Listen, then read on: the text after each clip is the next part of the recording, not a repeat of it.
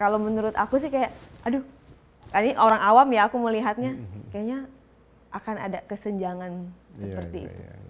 Polisi harus bisa melihat apakah orang ini sudah meninggal atau belum. Persetujuan diminta, tapi kalau misalnya keluarga ini sampaikan bahwa ini harus diotopsi.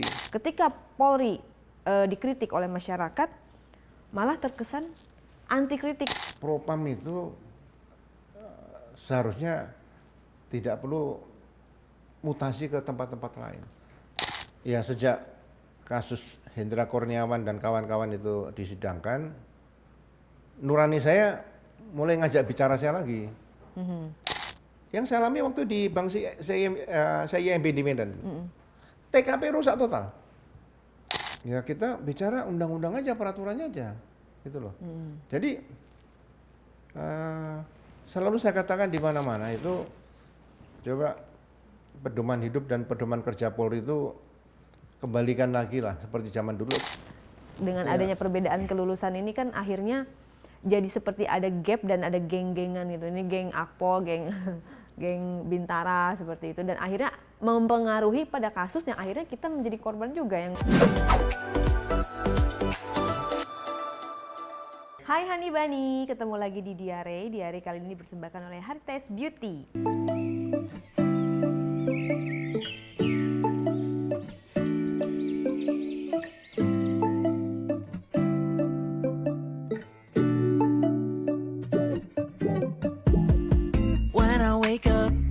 I feel cozy, yeah. Can you hold up? Don't need no coffee. Oke Hani Bani, di Diare kali ini Ray kedatangan tamu yang sangat spesial, yaitu Bapak Komjen Pol Ugro Seno, mantan Wakapolri, Jenderal Polisi yang dikenal jujur, memiliki integritas. Sosok seperti Bapak ini sangat dirindukan oleh masyarakat Indonesia. Apa kabar Bapak? Kabar baik, Ray. Sehat? Sehat, alhamdulillah. Alhamdulillah, terima kasih sudah hadir jauh-jauh ke Sentul. Kegiatan hari-hari setelah pensiun seperti apa nih Pak? Saya masih pegang Teknik Media Indonesia sebagai Ketua Umum sejak 2013, waktu itu masih Wakapolri sampai sekarang.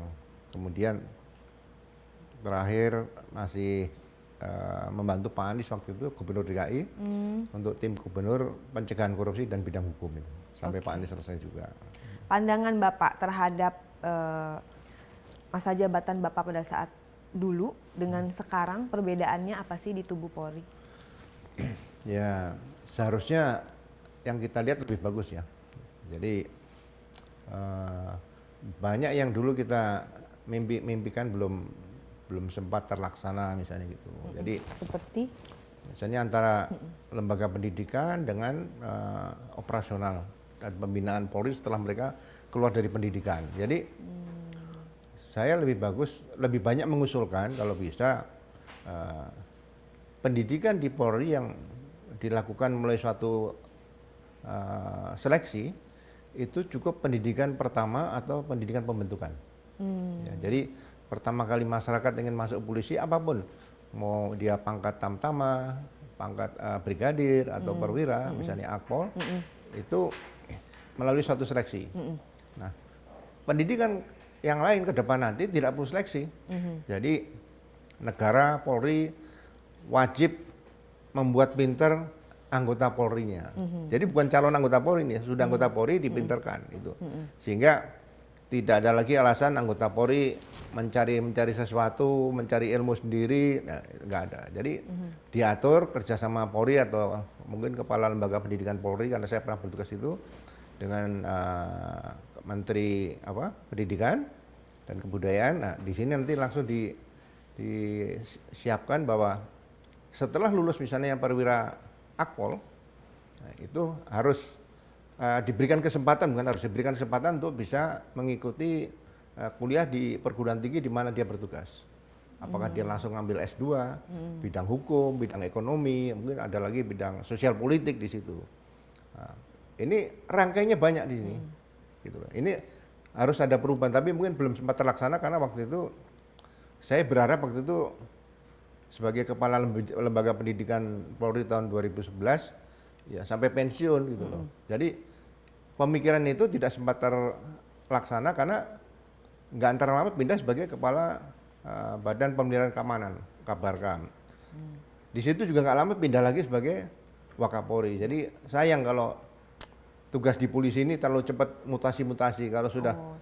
ya menurut saya sudah bintang 3 tuh nggak usah mutasi-mutasi lagi lah. Bintang 3 pindah ke bintang 3 kan sama aja. Oh, Di iya, situ. iya. Jadi Itu yang kadang ada kadang-kadang mempengaruhi sehingga program-program yang saya katakan tadi belum sempat terlaksana dan sampai sekarang juga belum terlaksana. Gitu aja. Iya, iya. Ada yang mutasinya 3 bulan udah mutasi, Iya, seperti itu ya. iya. Ini saya sebagai orang awam nih Pak ya, nanya nih. Kadang-kadang kita melihat gitu ya di kebudayaan di kepolisian itu kan ada beberapa lulusan-lulusan, perbedaan lulusan. Ada yang dari Akpol, ada yang dari Bintara, ada yang dari apa Iya, sih sarjana seperti itu kan. Nah, perbedaan-perbedaan itu kalau kita kadang melihat dari sisi luar itu seperti ada apa ya, ada gap gitu ya antara Iya. lulusan, karena yang Akpol itu begitu lulus dia langsung menjabat lebih tinggi daripada yang Bintara, sementara yang Bintara itu adalah udah berusia yang harus kita hormati. Kadang-kadang manggilnya dan. Iya, Nah, kadang-kadang ada perbedaan ketika misalnya gelar perkara, terus ya menangani satu kasus lah. Seperti itu kadang yang Akpol yang muda ini bilang kamu gitu kan. Tapi yang lebih tuanya sementara dari Bintara bilang siap dan. Nah, bagaimana? Kalau menurut aku sih kayak aduh, ini orang awam ya aku melihatnya kayaknya akan ada kesenjangan seperti itu. Iya. Ya, budaya atau kultur dalam lembaga pendidikan pembentukan pertama itu seharusnya diprioritaskan ya. Jadi gini, seorang pemimpin itu jangan alergi dengan budaya beda pendapat. Gitu loh. Jadi anggota polisi memiliki risiko yang sama dari pangkat terendah sampai bintang 4. Ya kan? Kalau misalnya bintang 4 lewat di jalan raya ada kecelakaan, sebagai polisi harus berhenti. Bukan dia jalan terus, nggak boleh. Nah, itu risiko. Nah, ini yang harusnya ditanamkan. Jadi jangan sampai bahwa saya tidak tugas di situ. Saya nggak bisa. Nggak, pokoknya panggilan hati polisinya itu, jiwa polisinya harus selalu ada di situ. 24 jam itu harus ada. Makanya dari dulu kan pedoman hidup kita kan Tribrata. Nah, Tribrata yang pertama misalnya Rastra Sewak Utama. Ya gitu.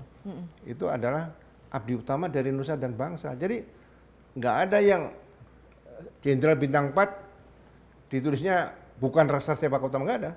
Semuanya sama di top itu Rastra Sewak Utama. Jadi karena menggunakan tulisan Rastra Sewak Utama itu abdi utama dari nusa dan bangsa, ya dia sebagai abdi utama yang harus melayani kepada nusa dan bangsa. Jadi disinilah budaya ini kadang-kadang belum dibuka. Jadi pimpinan-pimpinan kadang-kadang merasa ya karena kita dulu di ABRI, ya kan sedikit-sedikit siap dan. Ya, siap dan itu sebenarnya ya kadang-kadang belum ditanya sudah siap dan siap itu kadang-kadang kayak konslet itu. Ya yang itu sebenarnya harus dihilangkan yang seperti itu ya. Jadi ya berbeda pendapat dengan cara beretika lah. Saya kalau rapat gitu. Saya Kalemdik sekarang akan paparan masalah pendidikan. Tolong yang kira-kira yang berbeda pendapat sampaikan. Jangan lihat saya bintang 3. Sampaikan, tapi ya mungkin beretika lah. Mohon izin Pak, saya berbeda pendapat. Senang. Karena kalau pimpinan memimpin rapat tidak diberi kesempatan untuk anak buah untuk berbeda pendapat itu adrenalinnya kurang gitu loh. Dan itu kan bukan keputusan kita sendiri, keputusan bersama di rapat. Jadi semuanya nanti tanda tangan. Nah, budaya seperti ini harusnya diajarkan di lembaga pendidikan baik perwira misalnya Akpol, kemudian brigadir di SPN dan Tamtama. Ini harus diajarkan sehingga perbedaan soalnya antara atasan dan bawahan itu sebenarnya sudah bagi saya atasan dan bawahan itu harusnya tidak ada ya kalau saya. Jadi antara pimpinan sama yang dipimpin. Kalau di atasan dan bawahan ya budaya itu kan dulu karena di ABRI ini belum bisa hilang coba. Coba lihat hukum disiplin Polri. Itu dulu hukum disiplin ABRI, cuma kata-kata ABRI dirubah Polri. Masih ada ANKUM, masih ada hukuman fisik dan sebagainya. Itu harusnya dirubah total, tapi butuh waktu mungkin ya. Tapi kalau nggak kayak gitu nanti ngelunjak juga. Ya sebetulnya gini, adik sama kakak itu saling menghormati. Saya misalnya, saya lulusan Akpol 78. Ada senior saya mungkin angkatan 77, 76 yang sebelumnya ya.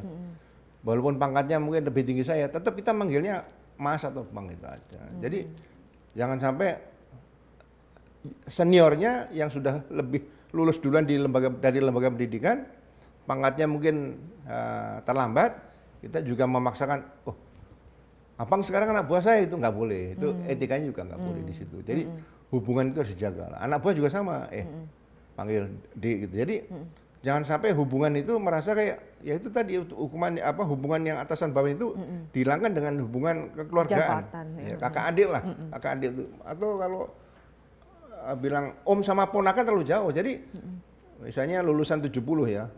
Dulu ada atasan saya misalnya lulusan 70 Pak mantan Kapolri Pak Bimantoro gitu. Saya 78, beda 8 tahun. Itu kalau panggil ya Mas gitu aja nggak apa-apa. Yang 68 beda 10 tahun ya Mas, kalau ragu-ragu Pak mungkin itu udah usianya jauh ya, mungkin Pak itu. Nah, di sinilah kira-kira hubungan batin itu harus tetap dijaga. Gitu. Jadi tergantung dari pemimpinnya dulu di situ bagaimana ya. Jadi anak buah pun merasa nyaman ketika pemimpinnya juga membaur kepada anggota seperti itu.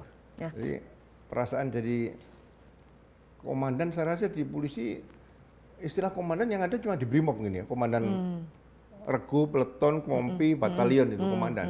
Soalnya kalau diganti kepala regu, kepala peleton, kepala kompi namanya kan kepala kompi nanti kaki, kepala batalion kayon. Ini jelek ini.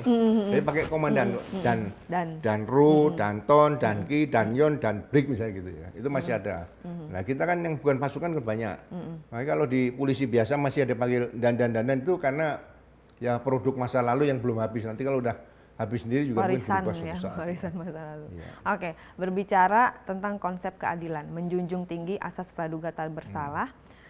Pada saat proses penyelidikan di kepolisian saat ini kan kerap mendapatkan sorotan publik yang mana dunia digital begitu luas, menyebar dan masif. Kadang-kadang seorang yang baru saja TSK sudah dinyatakan bersalah oleh opini publik. Sementara polisi belum bekerja menyelesaikan proses tersebut. Bagaimana menurut Bapak? Iya. Jadi tetap bukan kitab suci agama lah ya. Pedoman buku pedoman yang kita gunakan dalam penegakan hukum itu kan ada pidananya ada, tapi beracaranya ada, ya kan? Jadi hukum acara pidana yang tahun 81 waktu itu diresmikan itu seharusnya itu menjadi pegangan bagi setiap anggota Polri. Kalau perlu lulus dari Akademi Pendidikan Polri dari Akpol itu paling tidak 75% hukum acara pidana dikuasai. Nah, mungkin ini yang berangkat dari situ yang harusnya diingatkan kembali ya. Jadi kalau waktu sebelum ada perubahan organisasi itu di setiap Polres itu ada namanya Perwira Samapta atau Pamapta. Nah, Pamapta itu berpangkat bisa Inspektur 2, bisa dulu Letnan 2 atau Letnan 1. Nah, kalau ada masyarakat lapor, begitu lapor diterima, itu harus dianalisa. Misalnya apakah yang dilaporkan ini ternyata bukan pidana misalnya, ya kan? Polisi harus tahu nih, begitu tugas di masyarakat, ini pidana perdata harus tahu, ya kan? Kalau itu juga bukan pidana, ya udah sampaikan. Mohon maaf, ini bukan pidana, silakan Anda nanti gugat di pengadilan perdata, pengadilan negeri, langsung bisa. Nah, kemudian kedua, setelah dilaporkan dicek, ini masih 50-50 antara pidana dan perdata di sini. Nah, ini bisa diterima.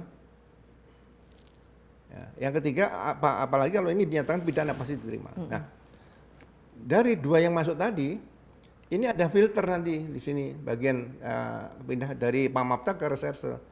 Nah, ini dipelajari. Biasanya masuk namanya buku B2 nggak salah. Dipelajari kalau ini memang ternyata bukan pidana, dihentikan tapi diberitahu ada pelapor. Setelah dipelajari, ini bukan pidana dengan beberapa alasan petunjuk-petunjuk lah. Nah, kalau ini memang pidana dilanjutkan. Nah, setelah dilanjutkan sebetulnya ada perbedaan yang saya rasakan dulu dan sekarang ya. Jadi KUHP juga menyatakan penyidikan, kemudian ada kegiatan penyelidikan dalam rangka mendukung penyidikan, ya kan? Jadi penyelidikan dalam penegakan hukum itu berbeda dengan penyelidikan yang dilakukan Intel, gitu loh. Kalau Intel dia tanpa surat pemberitahuan seperti di reserse kan ada surat pemberitahuan dimulainya penyidikan, SPDP. Nah, itu baru ditindaklanjuti untuk mencari saksi, bukti-bukti itu penyelidikan. Nah, penyelidikannya ini ilmunya sama dengan penyelidikan Intel, ilmunya loh ya. Sehingga tidak boleh menyentuh misalnya manggil saksi diperiksa, itu bukan penyelidikan. Seseorang dipanggil dalam rangka penyelidikan, itu bukan penyelidikan. Penyelidikan itu tidak orang begitu. memanggil orang, jadi masih polisi nyamar gitu loh. Nyamar, misalnya cari informasi profiling nyamar gitu ya. ya. Jadi metode penyelidikan itu ada yang wawancara, tapi orang nggak tahu yang wawancara ini polisi biasa nyamar wartawan gitu loh. Nah, ilmu seperti ini sekarang kelihatannya Kurang. entah tidak dilaksanakan murni atau memang dilaksanakan tapi ragu-ragu, saya nggak tahu ya. Sehingga sekarang kalau ada masyarakat lapor, nanti dibuatkan surat perintah penyelidikan dulu. Nah, surat perintah penyelidikan, nanti beberapa saksi sudah mulai dipanggil. Gitu loh. Nah, setelah dipanggil, ternyata nggak cukup bukti. Nah, ternyata setelah nggak cukup bukti, harus digelar. Dihentikan penyelidikan. Nah, kalau sudah berbulan-bulan kemudian tidak cukup bukti, dihentikan penyelidikannya, masyarakat nggak bisa ngadu lagi ke pengadilan untuk pra-peradilan. Tapi kalau dihentikan dalam rangka penyidikan, SP3 gitu, nah, itu bisa ke pra-peradilan. Tapi kalau penyelidikan diajukan ke pengadilan nggak diterima. Nah, di sini mungkin saya juga belum tentu benar ya. Tapi saya lihat kalau di KUHP tuh istilah pengertian penyelidikan itu adalah bagian daripada penyidikan untuk melengkapi berkas nanti gitu loh. Ya. Nah, jadi contoh gini, waktu saya nangani kasus perampokan Bank CIMB di Medan. Nah, kita sudah, karena ada perampokan, ada anggota BRIMOB yang ditembak waktu itu, Bribtu Immanuel Simanjuntak itu. Nah, korban juga masyarakat juga ada, Satpam. Nah, saya kumpulkan seluruh reserse dan komandan-komandannya. Ini nanti kalau kita dapat tersangka, ya kan, yang jelas barang bukti uang tidak ada. Saksi di TKP juga tidak ada, karena mereka pakai tutup kepala. Nah, barang bukti apa yang bisa maju ke pengadilan untuk meyakinkan hakim nanti melalui jaksa bahwa ini pelakunya. Nah, itu yang harusnya ditemukan ya.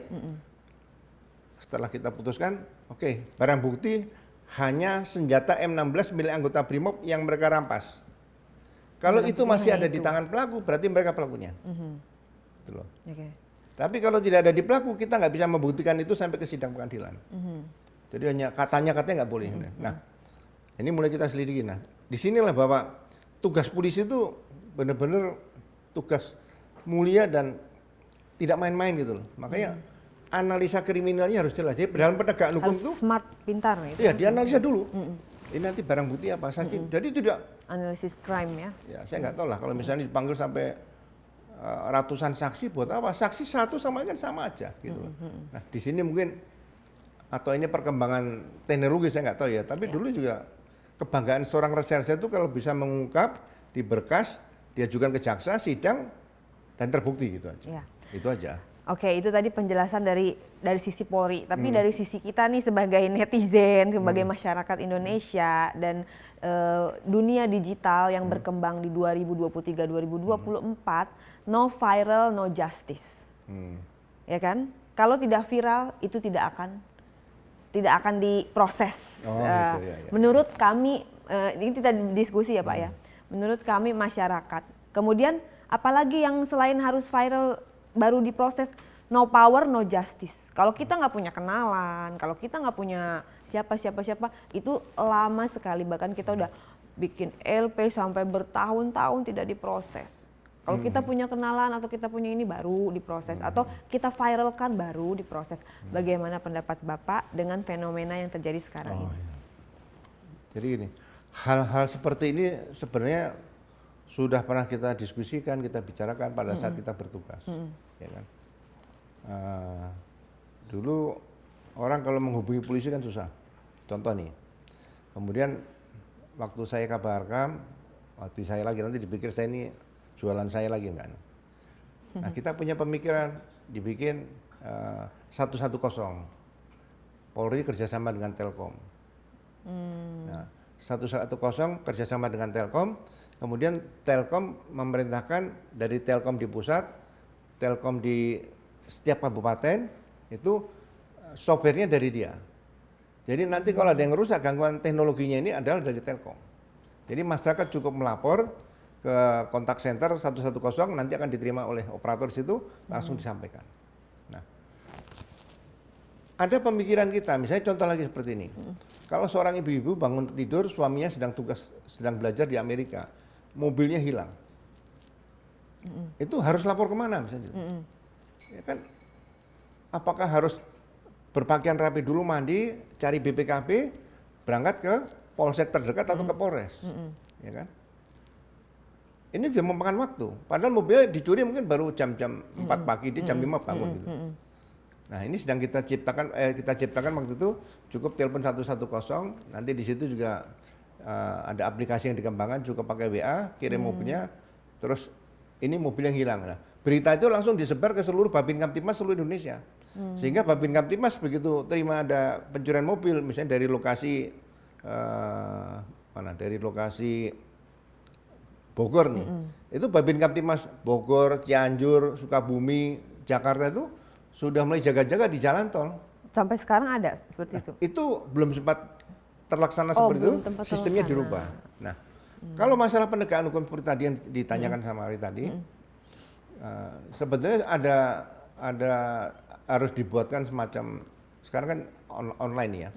Jadi gini, laporan polisi, pemikiran kita, apakah harus ke kantor polisi? Ya kan? Laporan polisi kalau ke kantor polisi, berarti titik laporan polisi itu ada berapa? 1 di Mabes, misalnya gitu. Polres. Terus yang 38 di Polda-Polda misalnya, kan provinsi kan 38 nih, ada 38, berarti 39 titik. Kemudian Polres, katakan Polres 600, berarti 639, ya kan?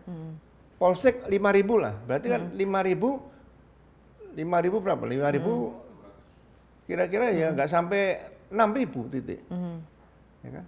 Kemudian di instansi lain misalnya Brimob apakah bisa menerima, kan tidak bisa. Nah, kita punya pemikiran laporan polisi dibikin online saja. Jadi misalnya aplikasi gitu ya Pak, dari iya, aplikasi. tapi ke setiap perwira. Jadi yang bisa menerima laporan polisi di Indonesia itu adalah setiap perwira, harus dibikin online. Jadi perwira tadi bisa buka, tetangganya misalnya ada kecurian. Tetangga beda 2 rumah ada polisi perwira. Oh, jadi perwiranya aja yang bisa pakai aplikasi itu?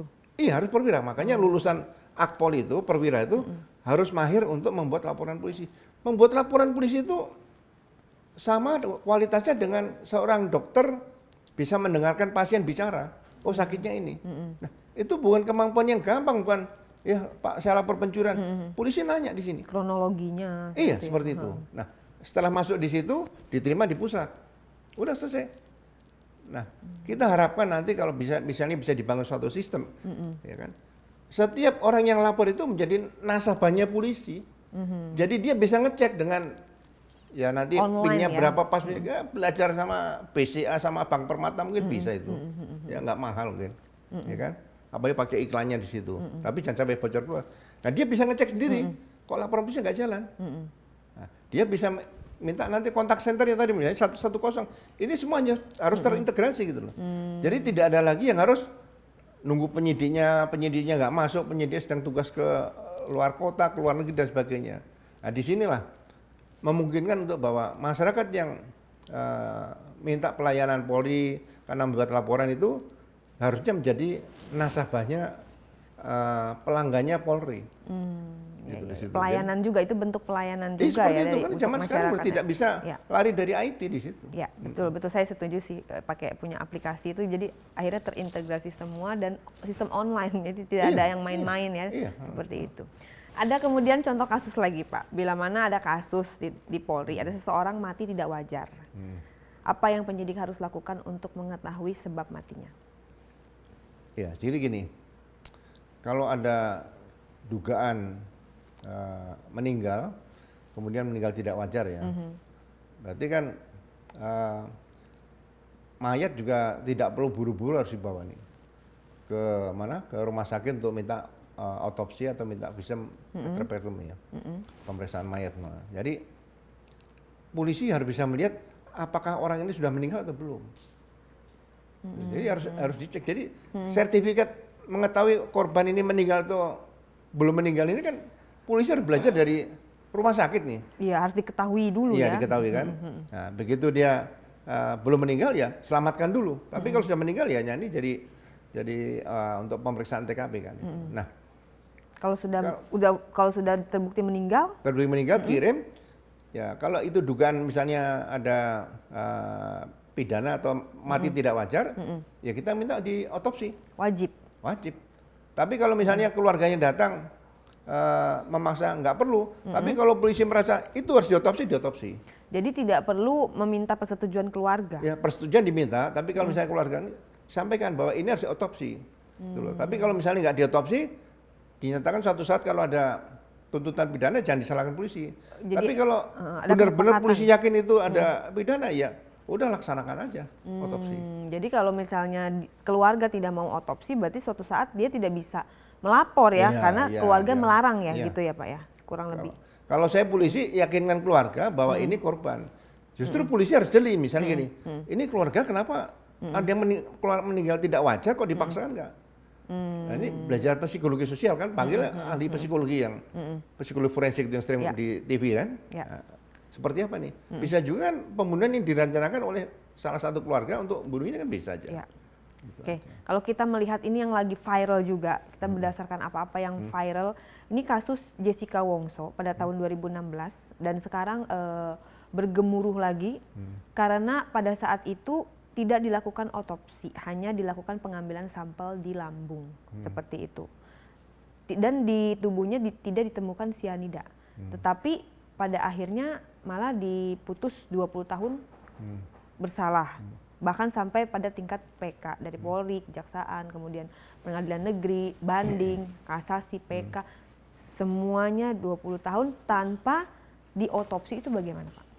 Ya, hal seperti ini bukan hanya terjadi dalam kasusnya kopi sianida, ya kan? Saya waktu belajar di PTIK dulu tahun 84-85 itu kita ngadakan seminar. Kalau perlu aparat penegak hukum, ya kan, polisi, jaksa yang tugas di bidang penegakan hukum ya, hakim pengadilan, main golf dilarang, jangan sampai ketemu. Oh ya. Jadi memang benar-benar ada pembatasan, gitu loh.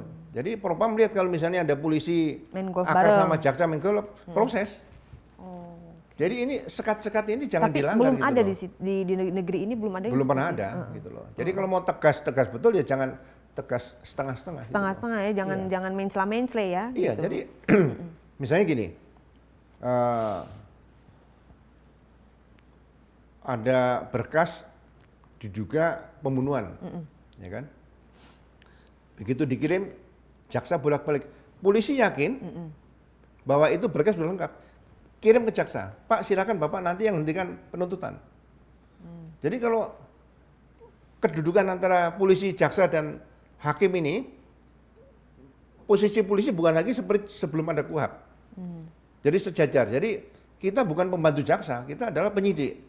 Nah, berkas kirim paksa aja ke jaksa. Kalau polisi yakin, kalau jaksa nanti menghentikan penuntutan, polisi pra-peradilan ke jaksa.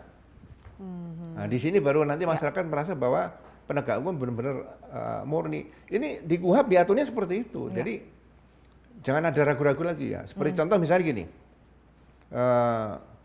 Kalau itu diduga pembunuhan, kok tidak ada otopsi? Jaksa minta dong, jangan diterima gitu loh. Gitu. Ya. Nah, kalau hakim melihat, hakim kan atas nama Tuhan, Wakil. nah, hakim Tuhan. memutuskan gitu loh. Nah sekarang ini ya kita lihat, ya saya katakan dari tadi, ini mungkin harus ada pengetatan gitu kira-kira seperti itu. Jadi tidak perlu ada lembaga sendiri. Nanti kalau ditanya sudah ada komisi yudisial, ada komisi kepolisian nasional, ada komisi kejaksaan, terus apalagi ada hakim pengawas dan sebagainya. Ya kalau selama masih berdiri sendiri ya tidak akan jalan. Nah, atau mau dibentuk ada satu lembaga yang terdiri dari purnawirawan polisi, jaksa, mungkin dari hakim di situ, nah itu ngawasi. Tapi nanti orang ribut lagi, ini lembaga ini sebagai apa gitu? Iya, betul. Karena pada kasus tahun 2016 Jessica itu kan sampai persidangan demi persidangan disiarkan live di seluruh TV nasional Indonesia, serentak seperti itu ya. Kan kami yang menonton ada ibu-ibu rumah tangga, ada juga para pengacara, advokat yang mengerti hukum selain Polri, jaksa dan hakim kan ikut menyaksikan persidangan tersebut. Artinya kami punya pemikiran gitu ya berdasarkan hukum juga, oh ini kalau tidak diotopsi mana bisa dijatuhkan hukuman seperti itu, sedangkan orang yang sekarang sudah dijatuhkan hukuman sudah menjalaninya selama 7 tahun. Ketika Polri dikritik oleh masyarakat, malah terkesan anti kritik menurut kami yang melihat di sosial media seperti itu. Itu bagaimana Pak? Ya sebetulnya lembaga propam kan sudah ada seperti itu. Nah sekarang kalau misalnya sudah proses sampai ke persidangan, nah sekarang mau menyalahkan siapa? Lembaga siapa yang bisa ngawasi seperti ini? Seperti Masyarakat tadi kan, pada akhirnya turun tangan ya, semuanya. polisi, jaksa, pengadilan sudah selesai. Sekarang ada Kalau di lembaga kalau masyarakat. menurut Bapak sendiri sudah istilahnya sudah nasi menjadi bubur nih seperti ini, apa yang harus kita lakukan untuk menuntut keadilan dan kebenaran yang supaya terungkap karena tidak ada otopsi tersebut? Ya mungkin salah satu yang bisa kalau ada nanti amandemen hukum acara pidana ya mungkin.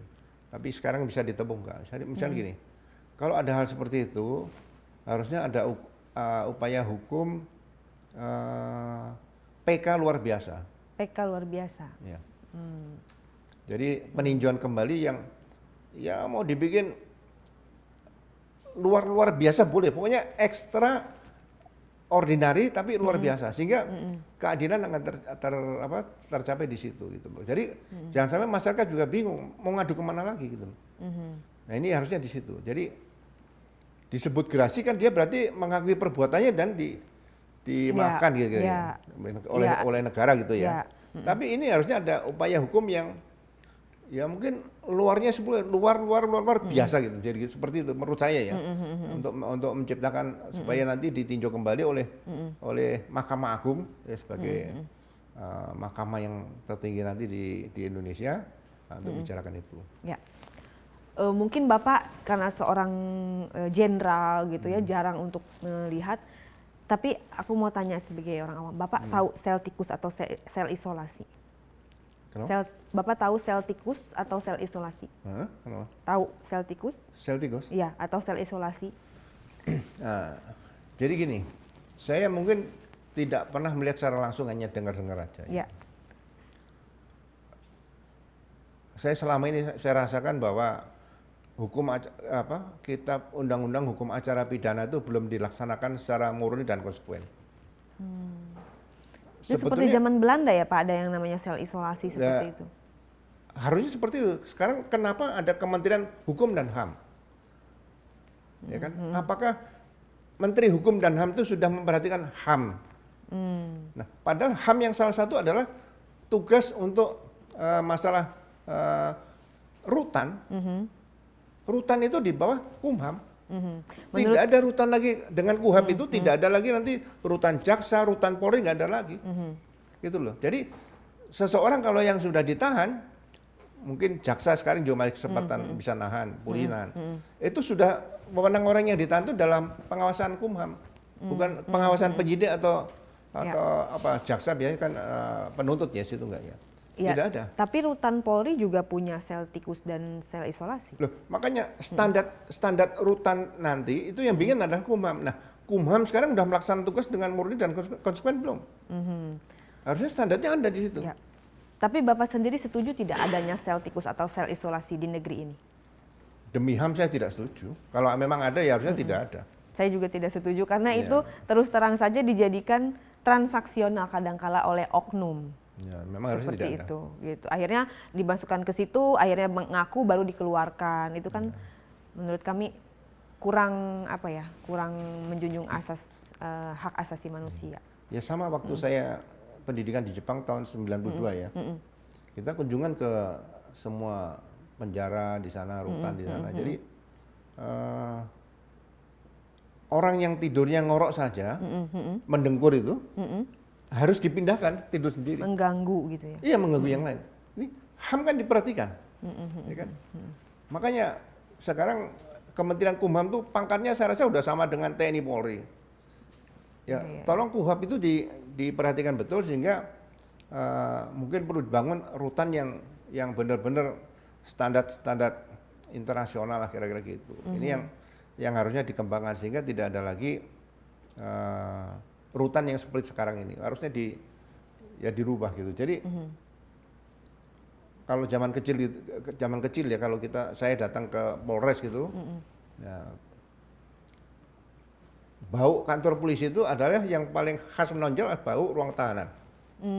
Masuk kantor polisi, mau ruangannya Kapolres dulu kan AC belum ada ya. Iya. Ruangan di mana-mana itu bau ruang tahanan sama. Gitu loh. Nah, ini harusnya ke depan nanti ya rutan itu tidak lagi di kantor polisi atau kantor jaksa tapi ada di bawah pengawasan Kumham situ aja. Jadi harusnya terpisah seperti itu ya Pak? Iya, jadi seseorang kalau misalnya mau ditahan, itu harus melalui pemeriksaan dokter yang ada di rutan Kumham. Dicek, oh ini orangnya kok ada luka-luka misalnya, disembuhkan dulu di rumah sakit. Jadi orang rutan tidak berani nerima kalau kondisi dari si tersangka yang ditahan ini dalam keadaan sakit atau mungkin luka-luka, iya. bonyok-bonyok seperti itu, luka tembak dan lain sebagainya. Iya, harus diobati dulu di situ. Oke. Kemudian ada oknum polisi. Oknum dia merasa punya kekuasaan, punya jabatan. Akhirnya dia menggunakan kekuasaan dan jabatan tersebut untuk kepentingan pribadi atau kepentingan keluarganya. Bahkan ada juga kita tidak menutup kemungkinan ada yang satu keluarga ada yang polisi, kemudian ada ponakannya mungkin jaksa, ada keponakannya lagi mungkin hakim, seperti itu kan keluarga yang keponakannya lagi satu lagi pengacara, seperti itu ya lengkap ya, gitu. Ada oknum yang menggunakan kekuasaan sampai ke tingkat pengadilan seperti itu. Bagaimana pendapat Bapak? Ya, saya sejak reformasi Polri itu kan dibentuk Propam, ya kan. Saya juga pernah jadi kepala divisi Propam tahun 2008-2009. Kadif Propam ya. Jadi Propam ini harus diberdayakan maksimal. Tapi Kadif Propamnya sendiri kan Bapak tahu mantan yang sebelumnya berkasus Ferdi Sambo gitu, kita tahu sendiri. Loh, iya. Melakukan tindak pidana seperti itu. Jadi bagaimana kita bisa percaya seperti itu, Ya. Pak? Jadi gini, Propam itu seharusnya tidak perlu mutasi ke tempat-tempat lain. Di polisi sekarang, masalah pangkat aturannya sama, gaji sama, tunjangan kinerja sama. Kenapa harus pindah-pindah sih? Ya kan? Dengan catatan Kadif Propam ini bintang 3. Jadi kalau orang sudah tugas di Propam ya biar selamanya di Propam. Nah, tapi nanti setelah jadi Kadif Propam, nah, dia mungkin bisa jadi pindah ke tempat lain masih bisa lah. Tapi mulai dia masuk pangkat brigadir mau perwira, tugas di Propam. Gitu. Iya. Jadi jangan sampai pindah-pindah di situ. Jadi kalau udah tugas di Propam, ya contoh ya kita kan, saya pernah coba mempelajari masalah kepropaman di Amerika juga. Kalau misalnya terjadi peristiwa misalnya penembakan terhadap diduga pelaku narkoba gitu ya, itu piket Propam turun. Melihat bahwa yang dilaksanakan itu sudah sesuai dengan standar belum. Nah, senjata yang nembak itu diambil oleh Propam, dimasukkan kantong. Sementara diamankan dulu. Dan nanti setelah dianalisa bahwa ini sudah sesuai prosedur ya, dikembalikan tidak dihukum. Tapi kalau misalnya tidak sesuai ya dia harus melaksanakan pemeriksaan lanjut oleh Propam gitu. Nah, Propam ini institusi atau lembaga yang harus dibesarkan. Makanya dulu waktu reorganisasi Polri tahun kira-kira 2008 2009 lah. Nah, saya ngusulkan waktu itu kalau bisa setelah Kapolri itu sebelah tangan kanan Kapolri itu ada unsur Irwasum yang sekarang ini dan Propam.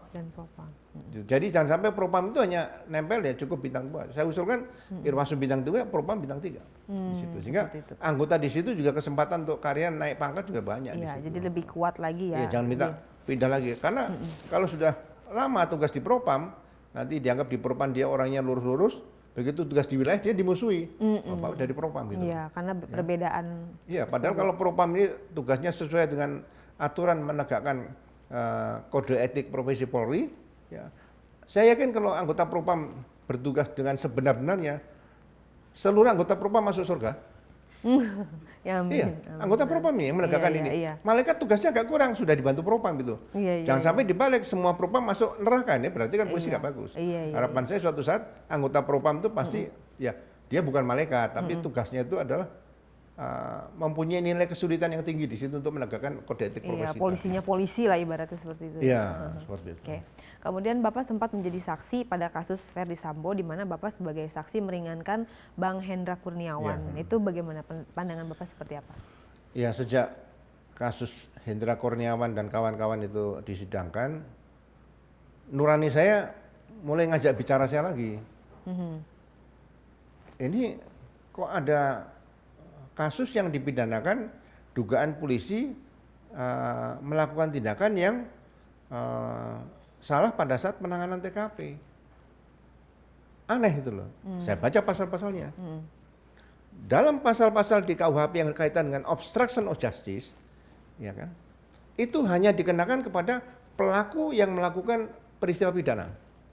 Misalnya dia habis nembak, menghilangkan darah, senjata dan sebagainya, membuang korban dan sebagainya.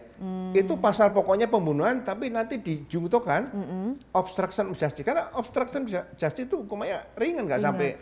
Tapi kalau bukan pelakunya tidak bisa dikenakan. Seharusnya tidak bisa. Itu yang saya pertahankan. Jangan sampai nanti suatu saat petugas kecelakaan lalu lintas salah menangani TKP masuk penjara. Berapa polisi nanti masuk penjara gara-gara salah menangani TKP. Tapi yang ada seperti itu. Jadi kalau bukan pelaku, yang asalkan dia menghalang-halangi penyidikan, dia dikenakan pasal. Nah, itu yang harusnya tidak boleh. Kenyataannya seperti itu. Jadi gini, ini contoh aja lah. Misalnya ada satu peristiwa perampokan. Yang saya alami waktu di Bank CIMB di Medan. TKP rusak total. Saksi tidak ada, kemudian barang bukti juga tidak, rusak total, kaca pecah, orang pada stres. Apakah itu tidak bisa dibuktikan? Polisi dengan ilmunya wajib membuktikan membuka perkara tadi. Gitu. Makanya polisi kan ada sekolah reserse, ya kan, ada dokter forensiknya kita juga punya dan sebagainya. Masa nggak bisa? Nah seperti itu. Apalagi TKP kalau dirusak polisi, ya gampang, panggil propam.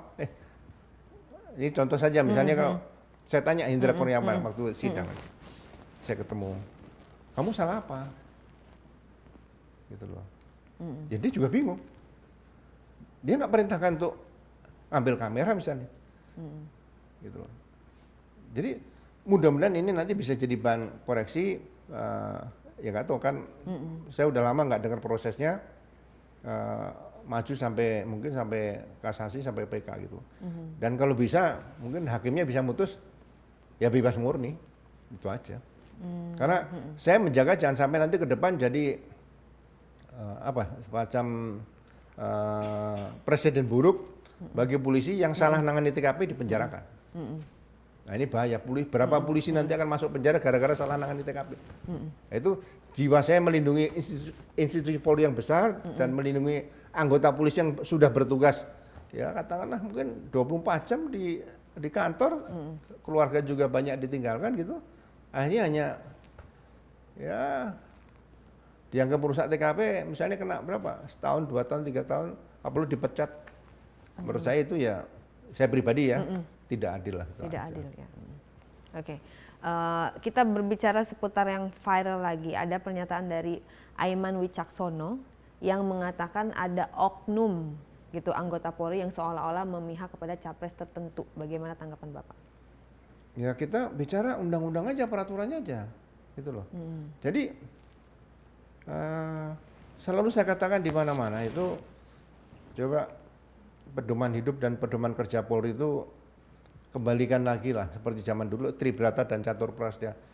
Itu sampai hafal kita Tribrata 3. Rastra Sewak Utama, Abdi Utama dari Nusa dan Bangsa, 2 Nagara Yan Utama. Saya udah pensiun nih, warga negara teladan daripada negara. 3 Yana Anusa Sanadharma, wajib menjaga ketertiban pribadi dari rakyat. Jadi bukan ketertiban umum, bukan ketertiban masyarakat, Kamtipmas, tapi ketertiban pribadi dari masyarakat. Masyarakat nggak bisa tidur, telepon polisi, polisi datang. Ibaratnya seperti itu. 3 tadi. Nah, catur prasasti ada 4. Satya Prabu, setia kepada negara dan pimpinannya. Jadi kalau pimpinannya itu bukan komandan regu, komandan peleton, komandan unit, komandan kompi, Kapolres, Kapolda, Kapolsek, bukan. Satya Prabu itu setia kepada negara dan kepala negaranya. Gitu loh. Kapolri dan Presiden. Loh, Presiden? Presiden. Kapolri itu Bagian- bukan Prabu, bukan. Coba ingat tahun berapa? Tahun 90-an atau 2000. Kepala negara Gus Dur pernah diminta keterangan sebagai saksi oleh penyidik reserse Polda Metro. Oh gitu. Kasus masalah kalau nggak salah Bulog gitu. Nggak ada masalah. Presiden didengar keterangannya sebagai saksi boleh kok. Tapi sebagai kepala pemerintah. Tapi kalau sebagai kepala negara nggak ada. Itu ada mekanisme mungkin melalui MPR dan sebagainya. Saya lihatnya seperti itu. Jadi ya kita tetap bermimpi polisi sudah berpisah dari TNI. Ya, tolong dijaga ini kesempatan berpisah seperti tahun 99 sulit nanti masa dikembalikan lagi, ya kan? Saya dengar-dengar juga mungkin kalau bisa polisi jadi pembantu jaksa lagi loh. Ini siapa yang berjuang di sini? Makanya tunjukkan bahwa Polri itu benar-benar Polri yang mandiri, yang profesional di situ. Ini yang harusnya kita jaga, jangan sampai ke depan nanti seolah-olah kalau perintah yang dari pimpinannya itu sudah harus dilaksanakan. Ya saya mohon maaf kadang-kadang kalau saya bicara sama rekan saya TNI, kalau dalam keadaan tidak perang, misalnya gitu, katakan seorang Pangdam perintahkan Dandim, tolong tagih utang, Dandim bilang mengizinkan nggak bisa. Tapi kalau dalam situasi perang, kalau dia nggak melaksanakan perintah tembak, gitu, karena perang ya. Tapi kalau tidak perang ya nggak bisa, gitu loh. Saya pernah melaksanakan tahun berapa? 97, 98. Udah kalau unjuk rasa nggak bisa, tembak aja, ya kan? Saya bilang, udah tembak ini siapa yang tanggung jawab nanti? Kalau perintah atasan, tembak nanti yang tanggung jawab saya sebagai waktu itu karena kita masih di bawah ABRI adalah Panglima, Panglima ABRI. Enggak ada tuh Panglima ABRI bikin tulisan. Kalau ada Polri yang nembak unjuk rasa, Panglima ABRI tanggung jawab, nggak ada. Kalau ada itu kita lakukan, gitu loh. Kan kita masih di bawah ABRI gitu loh. Saya nggak lakukan. Jadi saya tanya, ini peluru buat apa? Ada unjuk rasa. Ya nanti buat nembak. Ya yang perintah nembak siapa? Tanggung jawab nggak? Nggak ada. Udah masukkan gudang. Jadi tahun 98 saya Kapolres Surabaya Timur menghadapi mahasiswa yang unjuk rasa, masa unjuk rasa, tidak ada satu peluru pun yang keluar. Nah gitu. Jadi kita sebagai Kapolsek, Kapolres, Kapolda itu kalau ada perintah salah ya nggak usah dilaksanakan. Dulu di Magelang ada pelajaran kalau lagi baris berbaris nih, ya kan? Baris berbaris, perintah komandan yang peleton atau komandan regu lah salah, ya kan? Pasukan lagi istirahat di tempat, gerak, maju jalan nggak bisa lagi istirahat masa maju jalan. Itu perintah salah. Nah kalau sudah diajari seperti itu pendidikan dasar, ya dalam kedinasan Pak, mohon izin Pak, perintahnya Bapak nggak bisa dilaksanakan salah, nggak apa-apa. Risikonya dicopot. Nah dicopot jabatannya, masa takut kita? Manusia dicopot nyawanya sama Allah yang menciptakannya nggak takut. Kalau hanya dicopot jabatan sama pangkat, ya silakan selama kita benar ya nanti kita gugat PT UN bisa, di mana bisa gitu aja. Tapi jarang sekali yang seperti Bapak sekarang ini. Ya makanya gini, kembali kepada niat awalnya dulu. Masuk polisi sebagai apa gitu loh. Ya kan bukan kita ya sebagai manusia mungkin saya banyak salah lah, tapi begitu dia declare sebagai polisi ya kalau bisa ya ya mohon maaf agak ekstrim ya jangan melanggar etika profesi lah gitu aja. Oke. Kemudian sekarang masuk ke tahun politik, tahun pemilu. Menurut Bapak seberapa pengaruh sih kalau ada oknum polisi yang cenderung pada salah satu capres tertentu? Ya, selama aturan itu melarang ya jangan dilakukan. Karena ini perjalanan sejarah nanti ditulis oleh masyarakat. Yang sudah diciptakan sejarah Polri dulu oleh Pak Sukanto, ada Pak Hugeng, ada Pak Sucipto Danukusuma, ada Pak Widodo Budi Dharma, ada Pak Anton Sujarwo, ada Pak Sanusi, ada Pak Banur Rusman, semua. Apakah itu mau dikorbankan? Jangan, perjalanan sejarah polisi ini harus tetapnya ya bersih, baik gitu aja, tidak dibawa ke arah-arah yang politik. Kalau suatu saat memang legislatif sama pemerintah mengatakan, polisi sama tentara boleh ikut pemilu, ya silakan. Kalau nggak ada ya netral, harus netral. Siapa yang mau jaga nanti gitu loh? Kasihan masyarakat. Yang bisa diharapkan kan ya TNI dan Polri. Kalau nggak bisa ya jangan sampai suatu saat yang bisa mengawal pemilu ini malah lebih tertib Satpol PP, ya nanti berat nanti polisi di situ. Jangan, polisi tetap harus ya tadi menjaga melaksanakan tugas sesuai dengan aturan-aturan yang ada itu aja. Bapak sendiri sekarang caleg dari Partai Nasdem. Nah, boleh dijabarkan kira-kira tujuannya dan visi misinya seperti apa? Ya gini, kita kan setelah pensiun kita lihat masih mencintai profesi Polri lah, ya kan ada ya tugas polisi sesuai dengan undang-undang yang ada, seluruh dunia juga hampir sama, ya untuk pelindung, pengayom dan pelayan masyarakat, memelihara situasi Kamtipmas, penegakan hukum yang terakhir. Jadi kalau kita biarkan kita tidak masih memberikan masukan kepada institusi yang pernah kita bertugas, ya salah satu yang bisa kita berikan adalah melalui legislatif, karena legislatif mempunyai fungsi semacam pengawasan di samping fungsi yang lain ya. Nah, saya lihat-lihat mana kira-kira yang cocok dengan nurani kita kan gitu.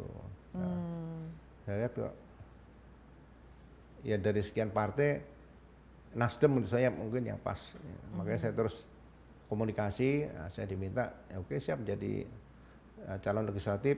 Nah, tapi saya harapkan jangan di daerah yang saya tidak pernah bertugas, jadi nanti komunikasi dengan masyarakat kan susah. Kalau di Sumatera Utara kan ya walaupun hanya 1 tahun 11 hari saya di sana ya, itu dengan pengalaman tugas selama setahun lebih itu ya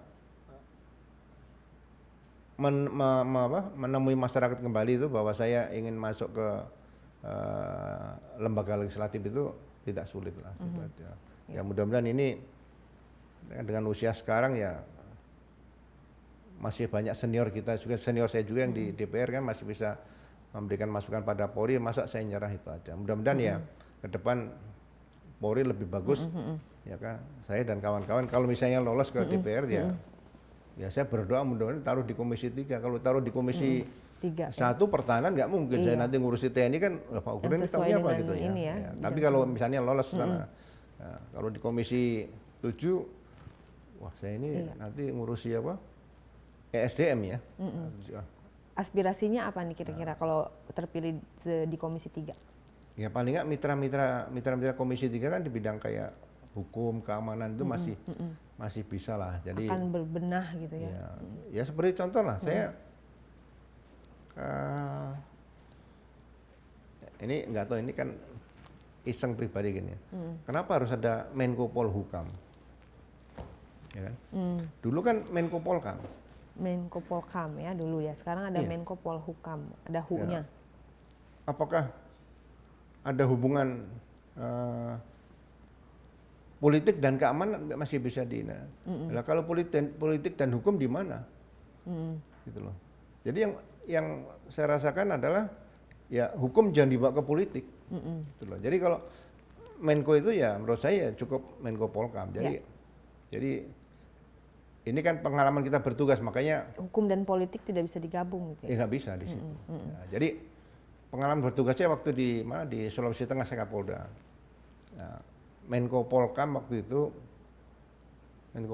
Pak, saya masih ingat mantan Panglima, saya lupa namanya. Mau dibikin Satgas Poso. Saya Kapolda Sulawesi Tengah, wilayah saya termasuk Poso bagian kecil lah ya. Nah, saya dijadikan wakil komandan satuan tugas. Komandan satuan tugasnya waktu itu diambil dari Mabes Polri juga. Saya datang ke Pak Menko Polkam. Pak, situasi di sana ada apa sih Pak kok dibikin Satgas yang besar gini? Saya jadikan badan saya Kapolda loh Pak. Jadi ya jangan saya Pak, kan ada apa kombes-kombes yang di bawah saya untuk jadi badan satgas. Jangan saya sama Wakapolda gitu loh. Oh gitu ya. Akhirnya diganti itu. Jadi ke depan nanti ya antara legislatif, yudikatif sama eksekutif nih ya kita harapkan legislatif banyak berperan lah. Kalau enggak kan kasihan masyarakat ya. Yang ya saya ngamati, saya pengamat aja lah. Misalnya gini, KPK ini, ya kan? Kenapa aparat yang di KPK ini disebut dengan ASN? Dulu penanganan korupsi tidak pernah tuntas, kacau balau amburadul, dibentuk lembaga KPK hasil reformasi, ya kan? Nah, orang-orang yang dari luar instansi, dari Polri, dari Kejaksaan masuk ke KPK ini kan tidak harus memilih saya berpindah menjadi anggota KPK, nggak usah. Gitu loh. Tetap di yang Polri tetap di Polri, jaksa di jaksa, mungkin dari BPKB gitu loh. Nah, yang di Polri ini yang di tetap KPK. pangkatnya tetap naik sesuai kasih jabatan fungsional aja. Tapi dia tugas di KPK. Gitu loh. Nah, kalau sekarang dia sebut ASN berarti dia PPNS. Saya nggak tahu, mungkin saya salah ya. Penyidik di KUHP hanya ada dua, penyidik Polri dan pejabat Polri dan pejabat pegawai negeri sipil ya. Polri ini penyidik umum, ya kan? Terus yang PPNS tindak pidana tertentu, kehutanan ada, bea cukai ada, perhubungan juga ada. Nah sekarang kalau KPK disebut ASN, kan dia PPNS, penyidik pegawai negeri sipil. Masuknya kemana tuh jadi? Loh sekarang undang-undang korupsi itu masuk apa? Apakah sama dengan undang-undang kehutanan? Spesialis gitu kan enggak kan? Nah seperti ini harusnya pada saat penyusunan itu mungkin di Komisi 3 ya itu harus banyak yang bicara, jangan sampai anggota KPK jadikan ASN. Saya kurang agak apa ya, agak rancu gitu loh di situ. Tapi kenapa harus Nasdem nih Pak? Kan Nasdem ini oposisi. Enggak juga, Nasdem kan bukan oposisi. Dulu bukan. Tapi peluang partai lain lebih besar? Kenapa? Peluang partai-partai lain lebih besar tidak memilih partai lain? Ya, mungkin saya mengamati kan banyak partai nih, ya kan? Siapa kira-kira yang ya tokoh ada perubahan gitu. Keputusan yang diambil oleh Nasdem waktu itu dengan tidak menunjuk petugas partai itu kan salah satu penilaian saya nih. Wah, ini luar biasa gitu loh. Ya memang debat itu silahkan, tapi kita kan wah sedih juga kalau dianggap petugas partai gitu kan. Dari situ jadinya. Iya, nanti kalau petugas partai apa bedanya dengan petugas cleaning service? Iya. Jangan dong. Petugas rakyat ya. Kita petugas rakyat, petugas negara ngurusi hukum, ngurusi macam-macam itu. Gitu loh. Gitu loh. Jadi kalau ada indikasi misalnya nih indikasi seorang menteri melakukan korupsi, ya, nggak usah ditangkap dia turun dari pesawat dan sebagainya. Sampaikan kepada presiden sebagai kepala negara. Mohon izin Bapak Presiden sebagai kepala negara, indikasi menteri Bapak ada yang korupsi. Nah, presiden mimpin rapat kabinet. Nah, pas rapat kabinet KPK masuk. Jadi menteri diambil pada saat sidang kabinet. Nah, di situ borgol di sidang kabinet. Nah, itu baru nanti jerah. Jadi kalau mau dipotong kepalanya seperti itu. Kalau ditangkap di rumah, di bandara kan getarannya kan kurang. Gitu ya. Mungkin ya tidak harus dibikin kayak Cina ditembak mati, nggak perlu. Tapi kalau saat rapat kabinet ada menteri ditangkap kan, padahal suatu saat mungkin ada KPK datang mau ketemu presiden, hanya mau soal presiden laporannya, tapi kan yang rapat, saya korupsi nggak, pasti naik gitu kan. Nah itu efek deternya lebih kena. Tapi di tubuh Polri sendiri kan ada Direktorat Tipikor. Buat apa lagi ada KPK? Kalau Polri, Jaksa sudah mampu menangani kasus-kasus yang besar, baik yang transnasional maupun di dalam negeri sendiri, ya KPK bubarkan aja selesai. Kenapa harus ada lembaga gitu? Ya, tapi kalau belum selesai ya, sementara memang dibutuhkan lembaga untuk khusus yang ekstraordiner menangani kasus ini, karena kejahatan korupsi kan dianggap kejahatan luar biasa nih. Justru sudah bertahun-tahun ya, harusnya berarti polisi mampu. Direktorat Tipikor dianggap belum mampu dong. Ya harus dibuktikan mampu dulu kan. Saya tidak katakan mungkin menangani kasus, tapi ya contoh gini, Mabes Polri atau Kejaksaan sudah mulai nangkep kayak menteri ya. Nah, saya nggak tahu Mabes Polri kapan bisa nangkep menteri yang ada. Tapi kalau jangan dipaksakan, nanti wah harus ada menteri ya. Mungkin yang korupsi yang apa ya, sudah sampai tingkat ke internasional gitu kira-kira gitu. Jadi ya, nah contoh misalnya gini lah, misalnya ada pengadaan peralatan di tubuh misalnya rekan kita TNI gitu. Siapa yang berani nyidik? Nah ini kan harus disampaikan. Apakah penyidik militer itu, ya kan POM tadi bisa menyidik tindak pidana korupsi? Ya kan. Sekarang sudah ada jam Jaksa Agung Muda bidang militer. Ya kan menurut saya ya karena TNI milik kita ya bikin aja POM bisa menyidik tindak pidana korupsi. Nanti tinggal di asistensi oleh KPK atau Polri juga bisa membantu di situ kan. Ya. Jadi supaya benar-benar nanti setelah ya tahun berapa 2078 nanti ya 75 kita sudah benar-benar ya mungkin saya sudah nggak ada gitu ya. Ya korupsi sudah benar-benar zero lah kira-kira gitu. Kalau kita melihat sekarang pada saat zaman Bapak jenderal itu kan hampir tidak ada yang dihukum. Kalau sekarang sudah ada Pak Ferdi Sambo, ada Jenderal Teddy Minahasa yang melakukan tindak pidana dan akhirnya dihukum maksimal seperti itu. Bagaimana tanggapan Bapak terkait jenderal-jenderal yang ya, pasti melakukan tindak pidana? Pasti ikut prihatin ya, prihatin gini. Tahun 76, 77, ya, waktu itu saya masih pendidikan di Sukabumi, pendidikan Akabri Kepolisian ya. Ada waktu itu orang kedua di Polri yang melakukan korupsi ya masalah honor-honor sama beras dan sebagainya. Kalau nggak salah 4,5 miliar, 4 miliar lebih lah. Itu tahun itu kita yang berada di lembaga pendidikan itu jadi sedang belajar nih, malu. Dikata-katain sama rekan kita dari darat, laut, udara gitu pada satu malu kita. Satu aja bintang 2. Nah ini budaya seperti ini dipertahankan. Kalau lebih dari situ kan ada apa gitu loh. Ya kan? Jadi ya seleksinya harus benar-benar jangan sampai ya mungkin ini dianggap kecolongan gimana ya. Jadi jangan sampai seleksi masuk perwira nanti misalnya Akpol itu, ya kan. Ya tahu-tahu di dalam dia punya apa darah ingin membunuh misalnya gitu.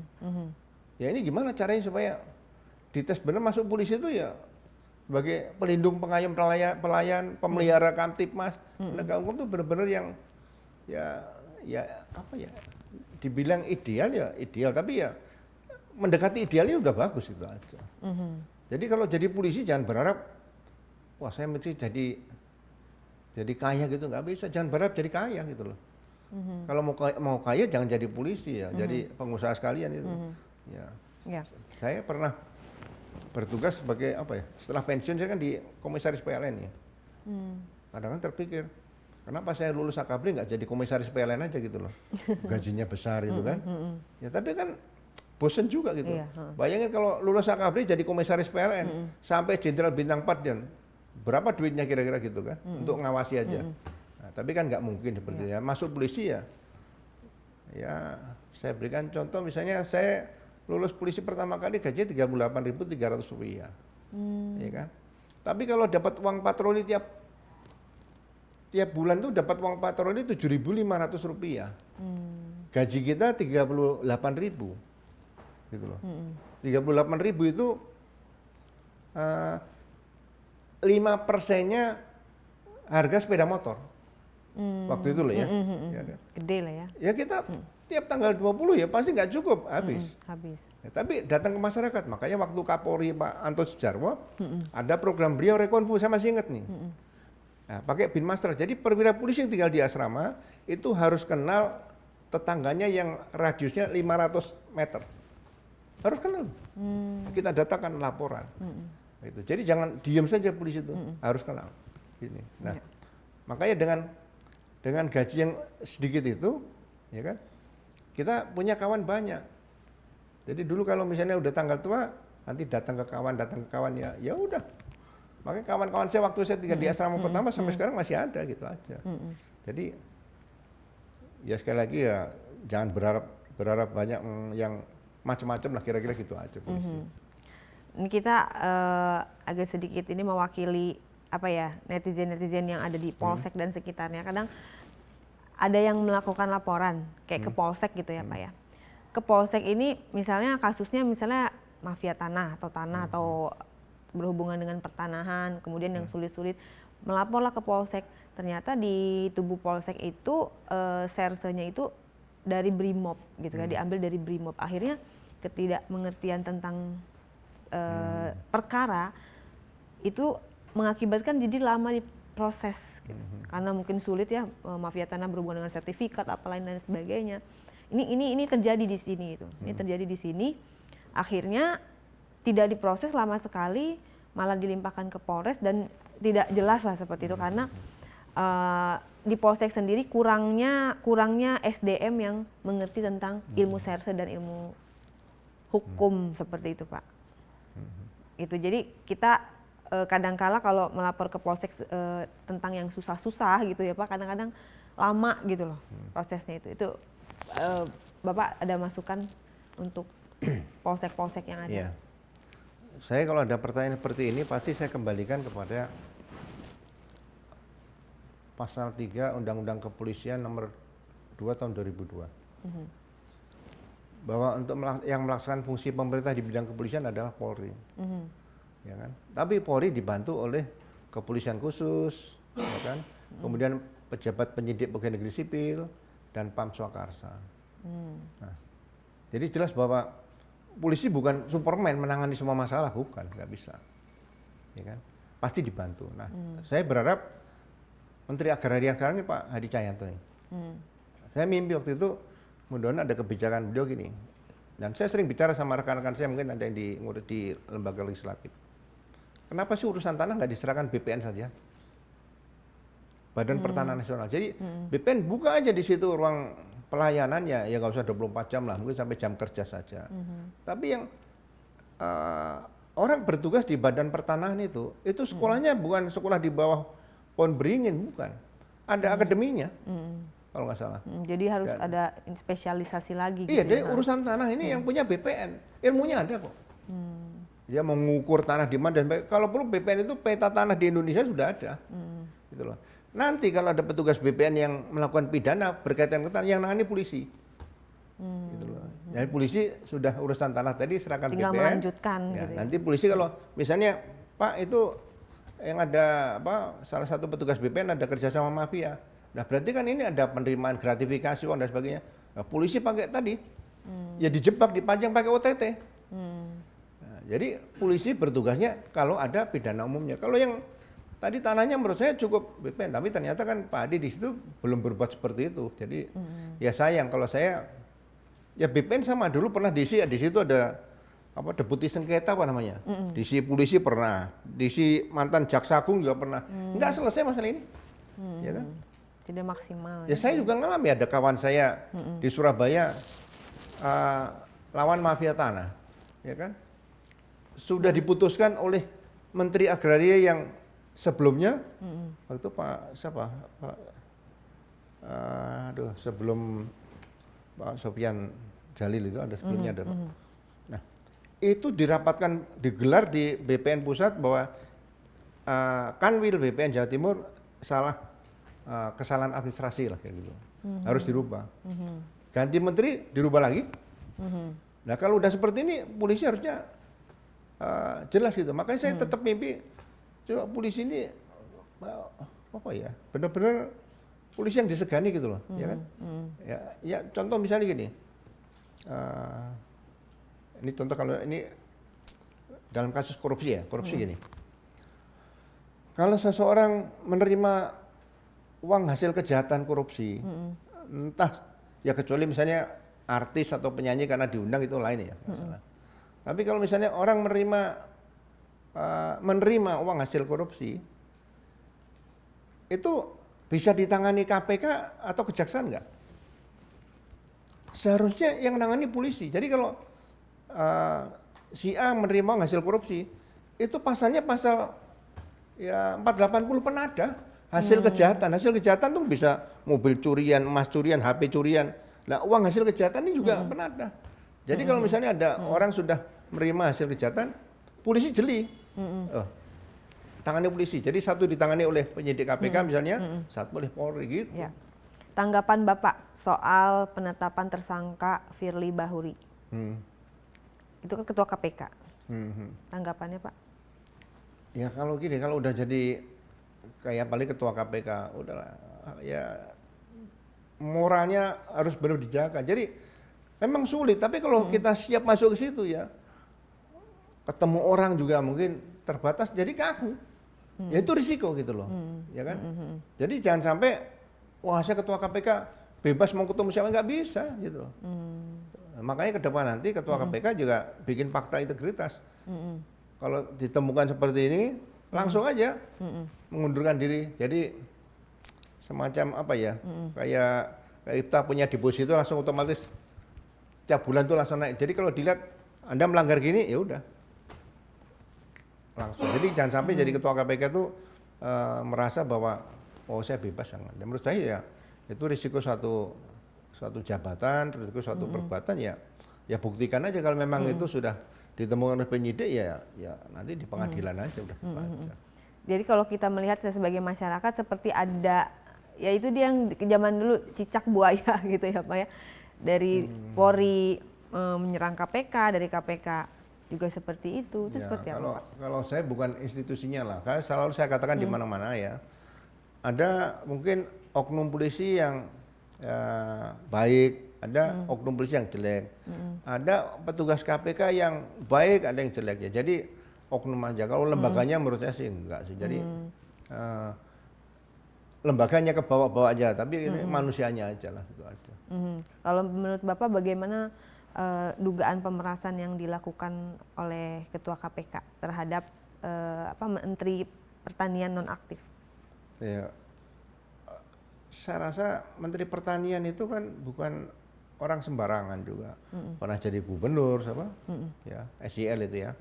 Dan dia kalau nggak salah melaporkan ke Polda. Dan kader Nasdem juga ya Pak ya? Iya, saya dengar ke Nasdem. Tapi dia sudah melaporkan resmi di Polda, ya udah ditangani sendiri, masa nggak diterima laporannya itu aja. Jadi nggak mungkin dia benci, nggak ada bukti, nggak mungkin. Kalau nggak ada bukti dari awal udah nggak jalan. Ini pasti ada bukti itu aja. Apalagi menyangkut pejabat publik kayak ketua KPK itu ya, polisi pasti nggak main-main kan. Saya lihat Kapoldanya juga, Karyoto kan, ya saya pernah sama-sama saya waktu tahun berapa 92 di Jakarta Pusat kan, masih IPTO atau Letnan 1 waktu itu ya, itu integritasnya boleh lah. Jadi kalau ya itu saya katakan kalau presidennya dipanggil sebagai saksi bisa ya, apalagi yang lain itu presiden udah bisa, apalagi yang di bawah presiden itu aja. Tapi kan belum pernah dan terkesan gimana ya kalau presiden dipanggil sebagai saksi? Ya kalau misalnya presiden sebagai saksi ya penyidik datang aja kan, di KUHP juga boleh datang ke sana di kantor ya sambil diperiksa itu aja kan. Tapi kalau sudah masuk berita itu akan jadi lain. Ya mungkin nanti membiasakan diri seperti itu. Apa Indonesia kan karena profesional ya diterima gitu aja. Jadi jangan yang jelek-jelek yang diterima gitu loh. Jadi ya contoh sekarang misalnya gini, ada indikasi oknum loh, tapi jangan disalahkan polisinya. Oknum misalnya polisi masang baliho, ya oknumnya tindak aja, jangan sampai dibiarkan salah tindak gitu aja. Jadi jangan terus melebar, wah berarti polisi, saya yakin lah nggak mungkin Pak Kapolri Pak Listio Sigit ini merintahkan jelas bahwa bantu salah satu, nggak ada. Kalau itu kan konyol, saya rasa nggak. Saya tahu Pak Listio waktu masih AKBP kan, saya Kadipropam, jadi saya kenal juga dia lah, nggak mungkin seperti itu. Terakhir Pak, menurut Bapak setuju nggak saya berbicara tadi ada kesenjangan di tubuh Polri karena bedanya lulusan background mereka masing-masing, kan ada yang dari Akpol, ada yang dari Bintara. Kalau menurut Bapak ya udah polisi jadi dari satu pendidikan aja biar nggak ada kesenjangan seperti itu, apakah misalnya Bintara aja atau Akpol aja. Menurut Bapak setuju nggak dengan adanya perbedaan kelulusan ini kan akhirnya jadi seperti ada gap dan ada geng-gengan gitu. Ini geng Akpol, geng Bintara seperti itu, dan akhirnya mempengaruhi pada kasus yang akhirnya kita menjadi korban juga yang terlapor atau pelapornya gitu kan. Jadi gini, kita juga tahun 79 itu di Polda Metro itu tidak ada kendaraan yang penuh seperti sekarang. Ya kan? Karena ada ketentuan yang boleh membawa kendaraan pribadi ke kantor itu pangkat mayor ke atas atau kompol sekarang. Jadi kalau kapten itu ya naik bis, saya letnan 2 naik bis atau mungkin naik truk yang truk dinas yang dipakai dari asrama pakai itu. Jadi kita menyadari, jadi begitu naik pangkat mayor, wah udah boleh pakai mobil gitu. Jadi nggak ada yang berpikir kapten cari mobil, nggak ada. Itu kan aturan tidak tertulis kalau salah, ya kan. Nah kalau pendidikan itu saya katakan dari awal, Akpol dulu kan tidak ada degree-nya, gelarnya nggak ada. Sekarang D4, berarti sudah sarjana terapan. Ya. Sekarang STRK, misalnya sarjana terapan kepolisian. Nah, kalau untuk kebutuhan perwira Akpol ini kan depan kan untuk mengisi manajemen yang tingkat atas, nanti percepatannya kan perlu ada, kaderisasi perlu ada. Nah, kalau kita misalnya niru Jepang, semuanya harus lewat satu pintu juga pasti butuh waktu cukup lama situ ya. Nah, yang saya soroti di sini lulusan Akpol ini apakah masih diperlukan harus masuk ke PTIK lagi? Gitu loh. Karena yang diajarkan ilmunya hampir sama. Gitu loh. Nah, ini saya berani katakan gini karena pernah saya ajak bicara kawan-kawan semua di lingkungan lembaga pendidikan. Nah, sehingga saya bilang kalau lulusan Akpol itu bertugas di daerah, Polri bikin kerjasama dengan Kementerian Pendidikan, kemudian dia bisa mengambil kuliah di Fakultas Hukum, Sosial Politik, dan Ekonomi. Dia ambil situ aja. Nah, itu dibiayai oleh negara. Nah, ke depan itu ada salah satu sumber perwira polisi adalah dari sarjana. Ya kan? Ada lagi tuh dari Akpol kan dari SMA nih. Dari sarjana ada yang masuk polisi. Nah, yang dari sarjana dibatasi saja dari kedokteran, kemudian dari insinyur misalnya gitu. Yang kira-kira polisi tidak kuliah tadi. Kalau bidang hukum, sosial politik dan ekonomi kan sudah diambil yang dari Akpol. Saya yang kalau dari Akpol masuk PTIK lagi kelamaan. Nah, muncul pertanyaan, kalau gitu nanti sumbernya PTIK dari mana? Ya ini memang harus ada perubahan, mau nggak mau harus ada perubahan. Nah, sumber PTIK tadi, undang-undang di bidang pendidikan itu yang menyatakan setelah melewati pendidikan menengah itu adalah pendidikan tinggi. Jadi tamtama brigadir polisi ini pendidikan tingginya induknya kemana gitu loh. Pendidikan akademisnya di mana gitu loh. Gitu loh. Dia kan seperti vokasi nih. Nah, ini kan tamtama walaupun strip merah itu kan levelnya sudah bukan lagi murid gitu loh.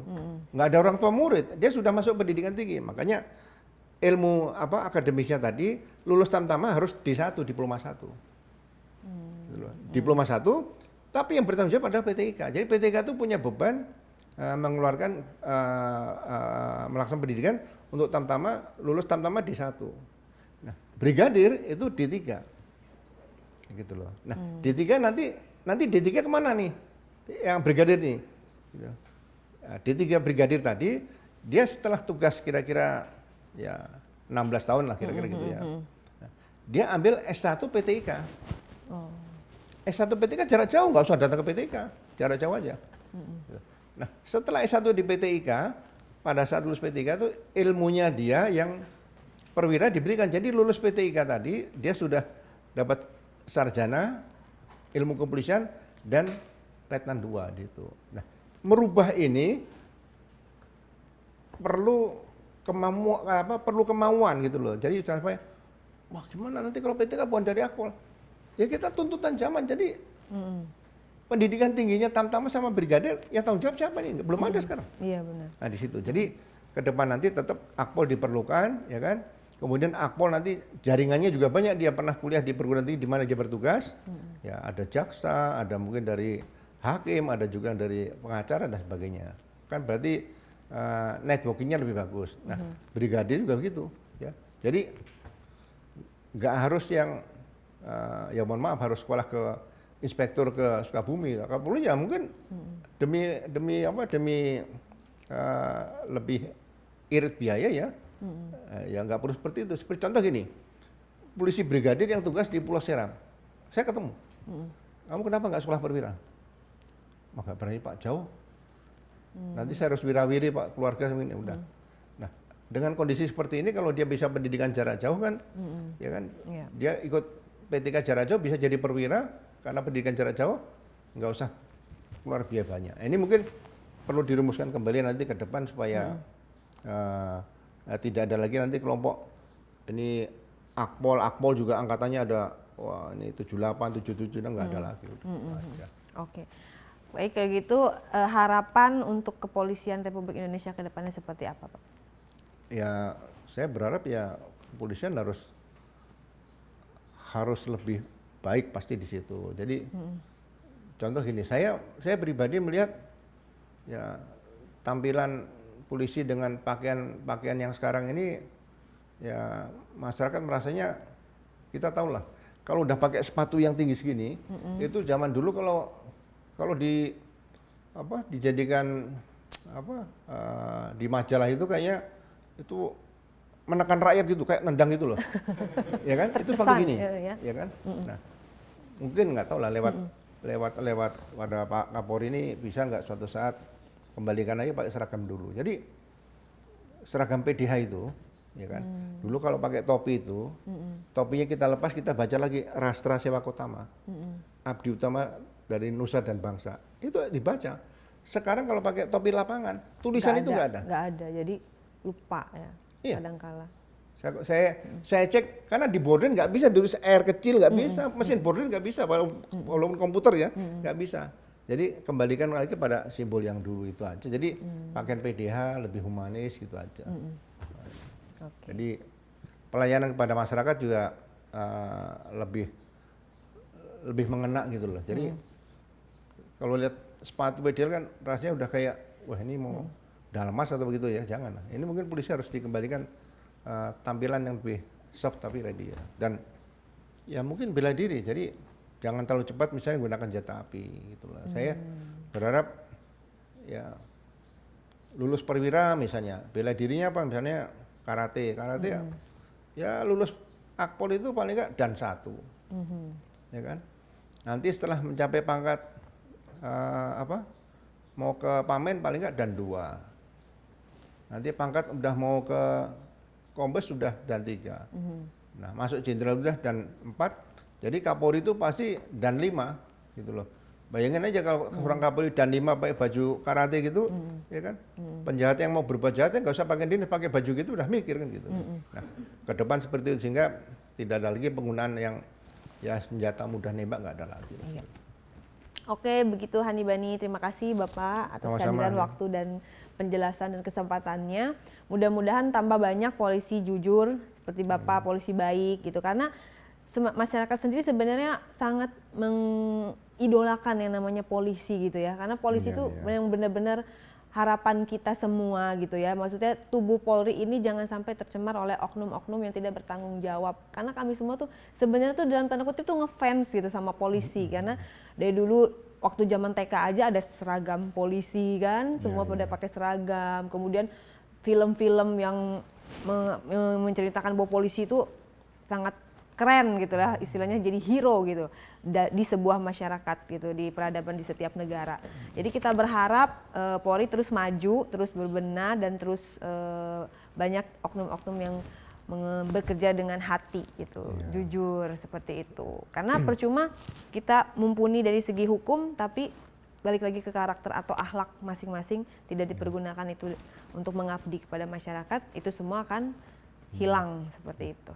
Saya nambah sedikit bisa ya? Silakan. Jadi gini, sering saya ajak bicara anggota gini, kenapa di Indonesia ini ada hakim agung, ada jaksa agung, kenapa tidak ada polisi agung dalam penegakan hukumnya? Polisi kan? Itu bukan hal yang biasa, bukan? Yeah.